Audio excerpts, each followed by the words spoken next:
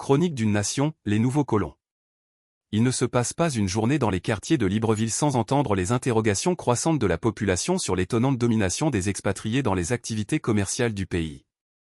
Omniprésents dans tous les domaines influents de la société, les ressortissants étrangers semblent exercer une influence disproportionnée, suscitant mécontentement et confusion parmi les Gabonais.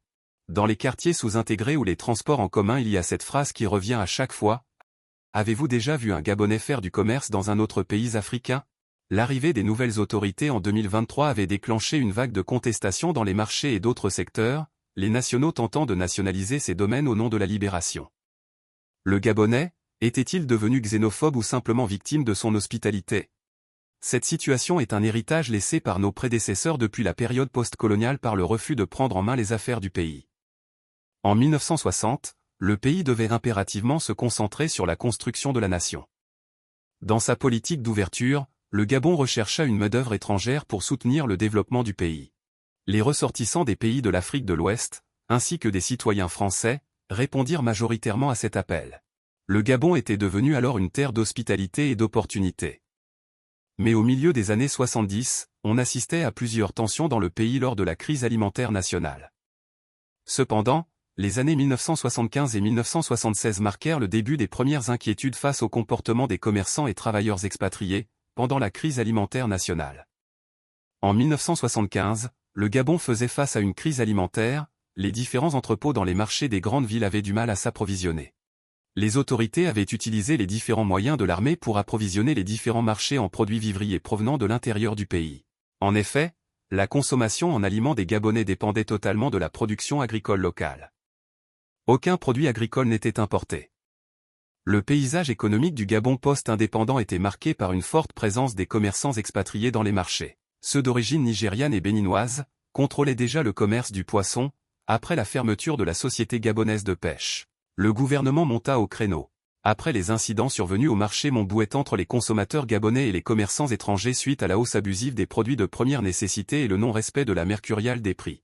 La banane consommée à Libreville est produite dans la Nyanga ou dans le Moyen-Ogoué. Le poisson est pêché dans la zone de l'estuaire, l'arachide vient du Haut-le-Ntem. Alors pourquoi ces produits coûtent cher? Dans un discours inattendu, il s'exprima. Il est urgent de prendre en main nos propres affaires et de nous remettre au travail pour produire et vendre nous-mêmes ce dont nous avons besoin pour vivre. Si vous ne voulez pas cultiver, si vous ne voulez pas faire du commerce des produits alimentaires, vous ne pourrez jamais manger sans devoir recourir aux étrangers. Nos frères nous ont lancé un défi, il n'y a qu'une seule façon de le relever, cultiver, produire, au lieu de nous plaindre et de semer le désordre. À vous tous de comprendre, et de vous mettre au travail. Ce n'est pas en restant chez vous, ou dans les bars que vous développerez l'agriculture et le commerce gabonais. Alors comment parler d'indépendance réelle si nous devons dépendre de l'étranger pour notre nourriture? Que devient notre fierté nationale? Il décida alors d'interdire le commerce des produits vivriers aux étrangers. Nous voulons désormais être présents dans les secteurs de l'activité économique.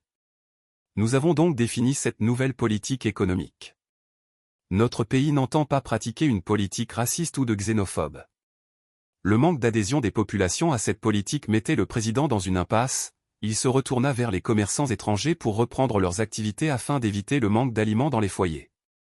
Tout en agissant en ma qualité de père de la rénovation et avec votre adhésion totale, j'avais été amené à faire adopter une réglementation interdisant aux commerçants qui ne sont pas gabonais d'origine de pratiquer l'achat et la vente de produits vivriers provenant de notre production nationale. J'ai donc décidé d'autoriser à nouveau nos frères étrangers à reprendre le commerce des produits vivriers sur les marchés gabonais. La mesure que je viens de prendre en faveur des commerçants en vivres frais doit être interprétée, non seulement comme le pardon d'un père à ses enfants, parfois un peu turbulents et indisciplinés, mais aussi une invitation à exercer leurs activités dans le strict cadre de la réglementation et dans le respect de la mercuriale des prix, qui sera définie par les autorités gouvernementales compétentes. Et les non-gabonais se mirent à occuper les places du marché à nouveau et à reprendre par la suite le contrôle des activités commerciales. Quant aux travailleurs expatriés, le discours était presque le même. Le Gabon n'était ni à vendre, ni à acheter. Une fois qu'on l'a choisi, il fallait accepter de vivre en harmonie avec les Gabonais, mais au lieu de cette harmonie, les travailleurs expatriés imposent aux Gabonais une nouvelle forme de colonisation. Ces travailleurs que la population autochtone avait accueillis généreusement sur son sol natal affichent un comportement de domination sans scrupules. Sans distinction, le président gabonais interpella également aussi certains travailleurs français. Dire les Français, je ne suis pas d'accord, Mais certains Français, en majorité des petits chefs de chantier. Il y a des Français qui ont compris ce que nous avons dit et ce que nous faisons, qui ont confiance dans ce pays. Si aujourd'hui, on leur demandait de choisir entre leur pays d'origine et le Gabon, ils choisiraient le Gabon. Il adopta une mesure pour l'attribution du contrat de travail. Tout travailleur expatrié devait faire l'objet d'une enquête de moralité avant de bénéficier d'un emploi définitif au pays. Après la France, ce sont désormais des ressortissants des pays africains qui exercent une forme de domination sur la nation gabonaise. Ne dit-on pas, la main qui donne est au-dessus de celle qui reçoit? Comment expliquer qu'un commerçant non gabonais pouvait parcourir l'intérieur du pays pour l'achat des produits vivriers pour revendre sur Libreville aux différents ressortissants de ces mêmes localités?